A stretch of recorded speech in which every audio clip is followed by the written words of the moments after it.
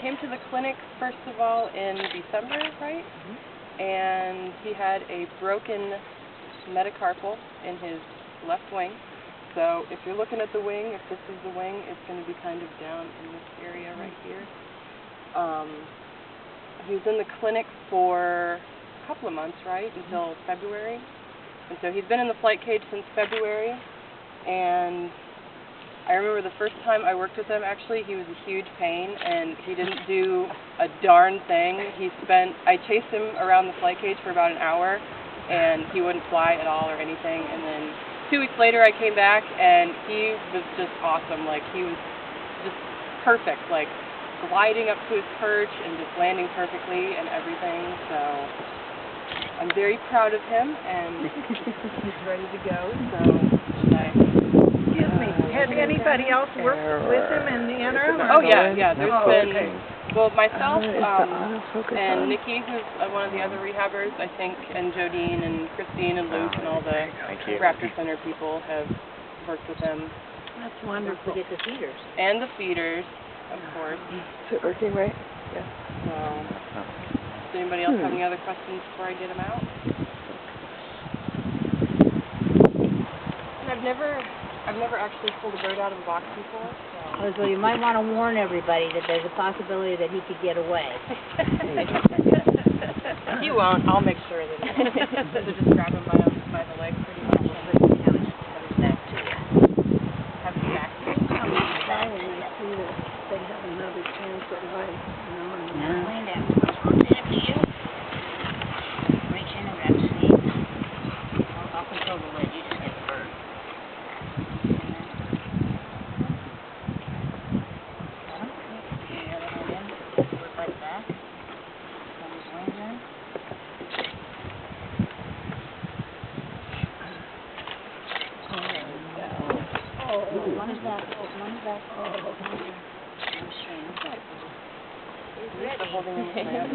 Now, is that top of the wing marked?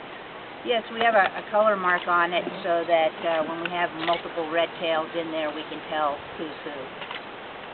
So is there a way to tell him when you see him in the wild? Does he have a band or anything? We don't have a band on him, and that's not a prerequisite to release. It's nice to be able to do, but it's not a prerequisite.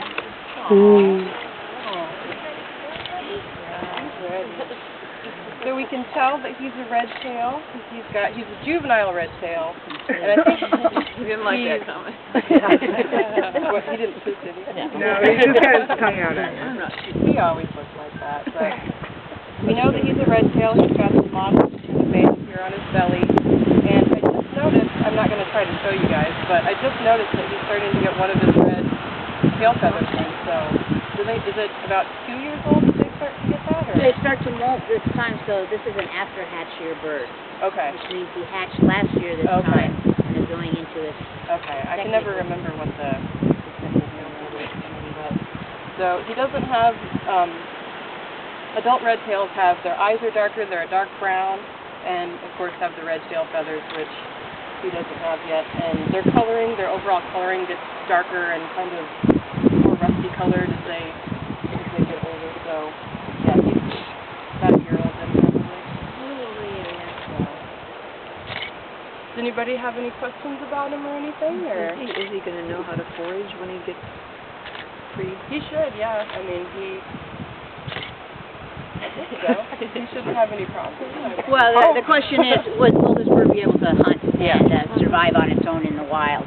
And what we're able to do with them is keep them a very short period of time so that they don't lose that wildness, that ability to hunt. If we go through the process where we've had the bird for a year due to some feather damage or something else of that nature, then we'll take it a step further. We might do a slow release called a hack, or we'll perhaps introduce some live prey and see how the bird does and bring them along that way. But we don't have to do that with this particular bird. It already was, knowing how to hunt and do all of that. Its problem was just that it had that broken wing, probably with a collision from a power line. And So where was he found? Yeah, he was found in the Cedar Rapids area, and because he's a young enough bird and mating season is over, it's okay to go ahead and release him in another location because they'll be moving around. And the fact that he's a young bird and won't actually start to mate until next year will give them plenty of time to figure things out. Perfect red-tailed hawk habitat right here to make their homes in the trees, hunt the mice in the prairies and the grasslands. So very easy to find some good food and be able to forage that way. And he did have breakfast this morning. I snuck up there early and gave him some food. Yeah, and when I went in to get him, it was all gone. So he's got the ability to get through today and tomorrow, a couple of days actually, before he has to eat again. So do you feed him mice? We stick very close to the natural diet, which is mice, yeah. So they don't get anything besides mice, do they? Well, it depends on the bird. Well, yeah. And sometimes they'll get quail, sometimes rats, fish, those types of things. Well, he doesn't get pigs, but... Right, pigs. It just really depends on the diet of the bird and what it's needing to eat to survive. So it doesn't get oatmeal or worms or things like that. Yeah, no Captain Crunch. Do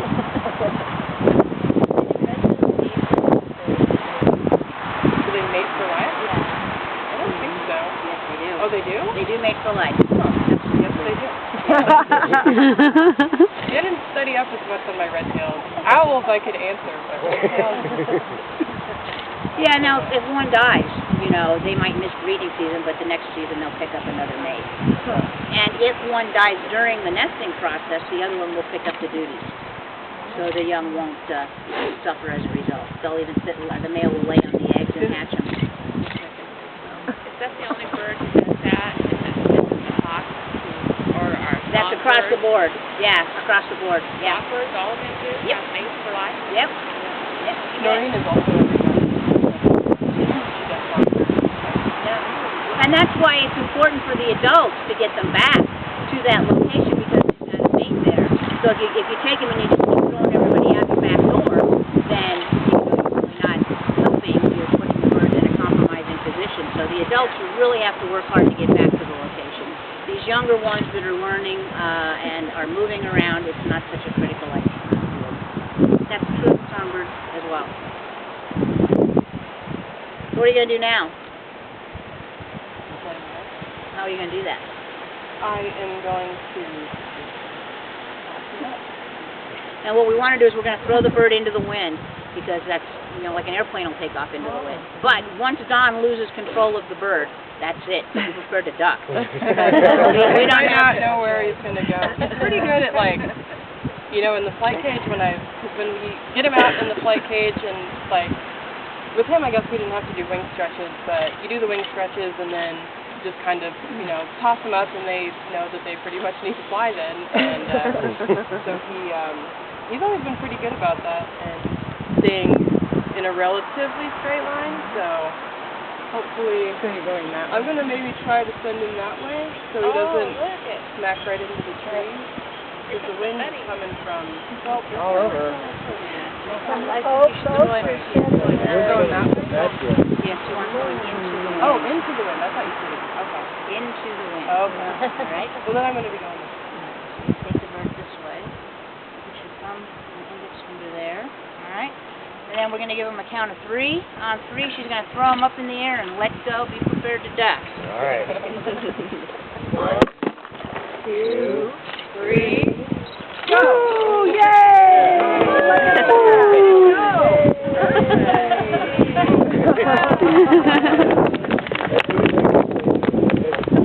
The first tree. And the bird starts to marble. Do they put a cast on the wing or do they pin it? It depends on where the fracture is, the severity of the fracture. We do sometimes insert steel pins into the bones of the wings to allow them to heal, and then we put a cast on. It's not like a plaster cast like we're used to. It's more of a splint type of situation. So what he'll do is figure things out, work himself up higher and higher and higher until he can really figure out where it is he wants to go. And then when the time is right, he'll take off. These could be monsters. We'll see. When we released the owl on Monday, I was there, and that was so... No? Yeah, I heard you guys had some trouble with Well, that. he just, when a lot of the songbirds, just kind of like flocked to him, and I guess I've only seen one other release out here at the cleanup last year, and I didn't remember the birds mobbing him as much. But yeah, they were all, I mean, they weren't like on him, but they all certainly knew that he was there and that they didn't want him there, so they. That's right, because they can turn into dinner. They don't get rid of